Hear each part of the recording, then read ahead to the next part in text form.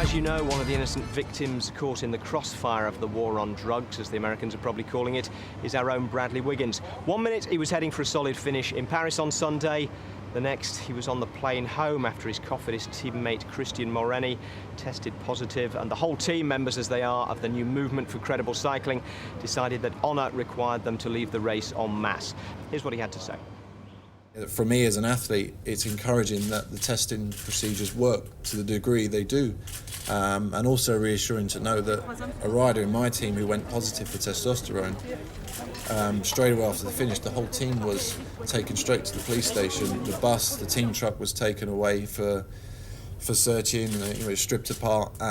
We were locked in our rooms with police officers, our stuff was searched, and it's reassuring to know that that's the lengths and the seriousness that the police take it out there in France, that this whole thing is a criminal offence, and it's not just a case of, someone's tested positive again in the Tour de France. I wouldn't speak to the press after the time trial because I was scared of what I might say. 2 days later, my suspicions were confirmed by what happened to Vinokurov. If my wife's flight hadn't been booked to come to Paris, I'd have climbed off and gone home. I just did not want to be part of that race anymore. Why Rabobank started Rasmussen in the first place was, again, what you makes you wonder what the team manager's thinking at the time. They put him in the race and said, right, well, we're going to take a risk on it because he could, paying him all this money and he could win us the Tour de France.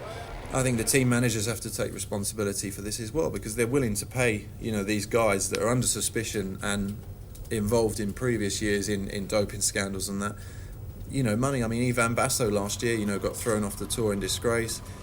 Brunel from Discovery Channel goes and signs him this year on a €1 million contract for this year, and where, the hypocrisy in that is just unbelievable. And, these guys are running some of the biggest professional cycling teams in the sport. Hopefully these guys now will get life bans. Vinokurov will hopefully never see him back in the sport. I grew up as a kid, idolising these heroes in the Tour de France, Indurains and, everyone like that. And it was almost a childhood dream to ride the Tour de France. The last 2 years, my childhood dream, which became a reality, has been pissed all over by certain members of the peloton. I spent a lot of time in the last group on the day, finishing nearly an hour down most days. And, the real heroes are there for me. Guys like Geraint Thomas, 21 years old, who's, the last 2 weeks I've watched drag himself through the Alps and the Pyrenees, and, on nothing more than bread and water. I'm at the end of my contract with Cofidis, coming to negotiate next year, for example, with Cofidis, and I'd asked for a figure off of my team manager, and he said, you didn't win the prologue, you were fifth in the time trial, and all that was that.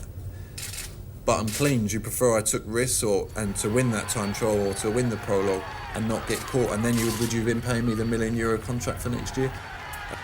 It's got a long way to go to restore credibility, but I think the generation that is already in place now have all got a very similar attitude to me and the young guys that were in the Tour from Britain this year.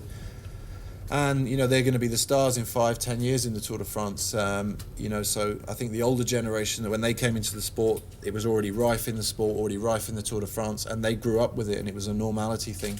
And they were in the late 90s taking drugs, and now the sport's cleaning its act up. I think it's difficult for them to ever imagine trying to win having done what they've done in the past. My role as an athlete, and some people would say as an ambassador for the sport, is to just go out there and continue plugging away and continue trying to win races clean. Strong sentiments from an understandably upset Bradley Wiggins. Let's take a look at stage 18. 4 small climbs, 2 intermediate sprints, but otherwise nothing but the heat of the Dordogne to contend with between Cahors and Angouleme. Now the usual break formed, then broke apart when somebody let their dog off its leash.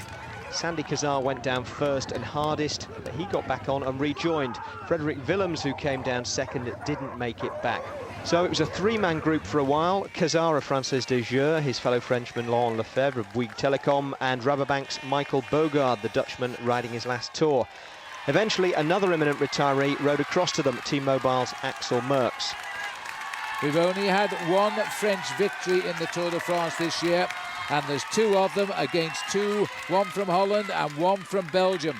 3 major cycling nations here. Michael Bogert in the orange, very nervous indeed. Touches Laurent Lefebvre on the shoulder to say, stay on the wheel of Axel Merckx.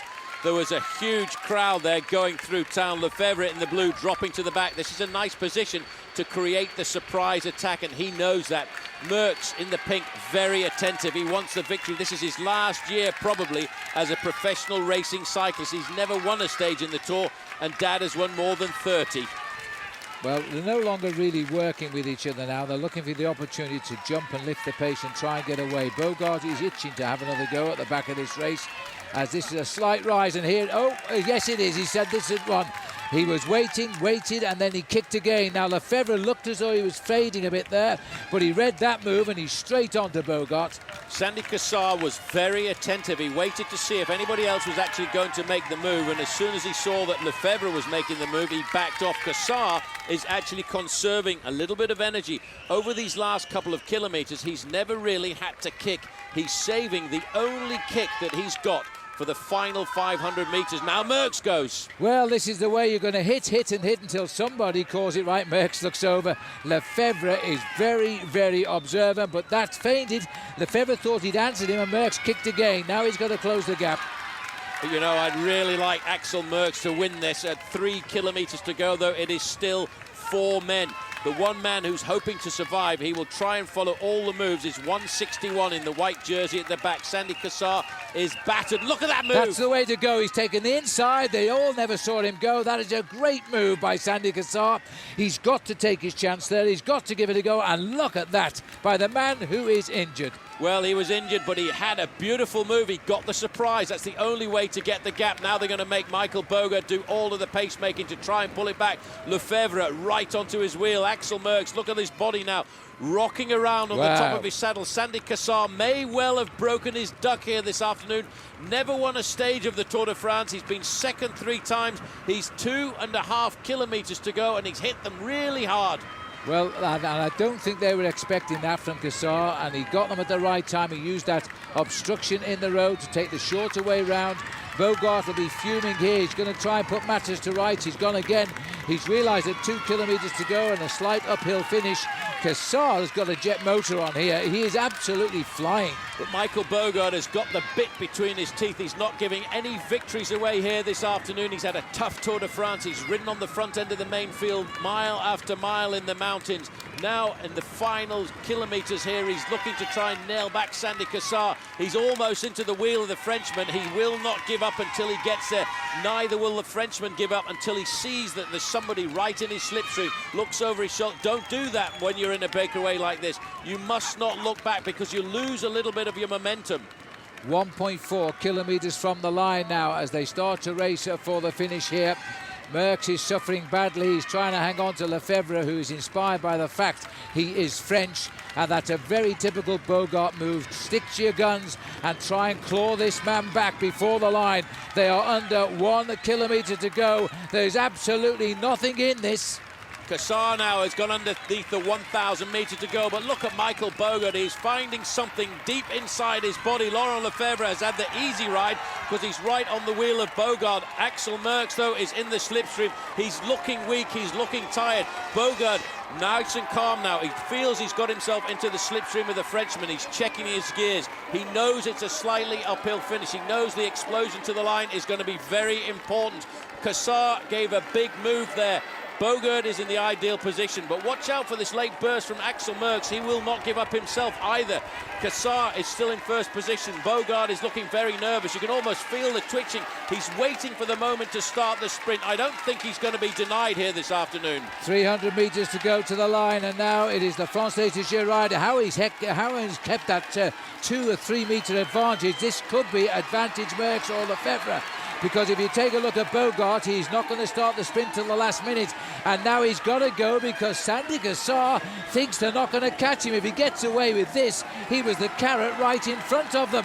Now they're ripping for the line now, and still Sandy Cassar is trying to go. Axel Merckx is fading away. Cassar has got a terrific win, and they've only themselves to blame. That was a fabulous finish by Sandy Cassar. The man who fell off, the injured man of the breakaway, today is the stage winner of the Tour de France. Well done to Axel Merckx too. He didn't get the win, but he gave it everything on the last opportunity of his last tour. I don't know how long we were in a break for, but it was just pure enjoyment. I knew it was the last time, and I was so happy that I could give something to the people on the side of the road that has supported me all year long. And it was just a hard day, you know, but I'm glad that I was there, and I got lots of people cheering me and supporting me all year long. Now, behind the first four, a big sprint was brewing over points in the green jersey competition. Well, Tom Boonen has 22 points advantage over Robbie Hunter in this competition, and for fifth place, by the way, gives you 22 points, and that's why they have to battle it out at this stage. Right on the front there, Het Stegemans is looking for his man Tom Boonen. Robbie Hunter is not very far away, and you can see Robbie Hunter locked almost, well, you can almost see him locked onto the wheel there of Eric Zabel. Zabel right on the wheel of Tom Boonen. Boonen in the green, he's the big man of the sprint now. They're launching the sprint for him. Look at Julian Dean on the right-hand side as well. 400 to go now. The last lead-out man as Tom Boonen is tucked right into the stream. And in fact, Julian Dean has been ridden out of this one now. Sebastian Chavanel coming on the far right with Robert Foster on his wheel. And Hushoff's in the centre. Here comes Robbie Hunter through the middle. A late bid by Hunter. No, is he trying to get up alongside Tom Boonen? The hill might favour Hunter as Hunter digs deep. It is Boonen on the line over Robbie Hunter. A battle of prestige. Congratulations by Hunter. I think that will do for Tom Boonen to win the green jersey. But the two greatest sprinters of the Tour finish side by side in 5th and 6th position. There's confirmation of the stage, the win for Sandy Cazar, and a good one, an equally valuable 5th place for Tom Boonen. Now, 14th and 16th position aren't usually of much interest, but they were today because there was a split in the main field, and either side of it were Cadel Evans and Alberto Contador. It was only 3 seconds, but that's 3 more than Contador expected to lose on what should have been a nothing stage for the leaders. David Miller was at the back of the bunch. He spoke to Ned when he came in. While you've been riding, Bradley's been home and he's had 1 or 2 things to say. He's been pretty outspoken. He says the Tour's null and void. What do you think? Oh, well, it is for him now, isn't it? So I can understand his points of view. But I don't know, I think it's also in the heat of the moment. And he's got to be careful because it's his profession as well. He can say that, but he'll also be at the start line next year, so he's got to be careful what he says. I mean, but no, I think we've got a long fight ahead of us, and at the moment it's just, if you look into it, it's actually the controls are getting better, and that's the reason. I mean, it's all pretty crap at the moment, but the bottom line is it's the birth of the new systems, and people are starting to get caught, and it's only by people getting caught that they're going to start to learn. And I think it's going to probably still get worse before it gets better, but it's going to take time. Now, interestingly enough, Sandy Cazar and Britain's Mark Cavendish were the first 2 riders to sign the UCI's anti-doping pledge on the day it was launched back in June. So a good win from the Tour's point of view, and another excuse for the tabloids to dust off the old headline, Man Bikes Dog. Il y a eu le pire au départ, même vraiment je pensais que c'était fini, surtout après une chute comme ça, je suis vraiment tombé lourdement. Après quand je suis reparti, mon vélo était cassé, j'avais mal partout, j'ai eu la chance quand même qu'Axel Merckx était en contre, il m'a ramené, devant ils sont regardés, ils nous ont attendus heureusement, je les remercie parce que bon, sinon après la course aurait été complètement différente. Et après tout s'est bien enchaîné derrière, j'ai pu récupérer aussi parce que on prenait du temps, mais Bogert revenait 5e au général, Axel Merckx voulait plus rouler, c'est ce qui est normal, il reprenait la place de son coéquipier Kim Kirchen. Et puis je pense que là c'est un moment où on roulait pas vraiment vite, j'ai pu récupérer et ça m'a fait plus de force sur le final. That tiny split in the bunch, though, was playing on Alberto Contador's mind at the finish. Bueno, ahora de momento lo que estoy pensando es en descansar. Sí que es verdad que tengo ahí un poco que he dejado 3 segundos que espero que no sean decisivos al final en la clasificación general. No estoy contento por ello. Cadel es un rival formidable. Sí, sin duda, ¿no? Él es un corredor muy fuerte, muy sólido, con mucha experiencia y va a ser muy difícil mantenerlo, el amarillo.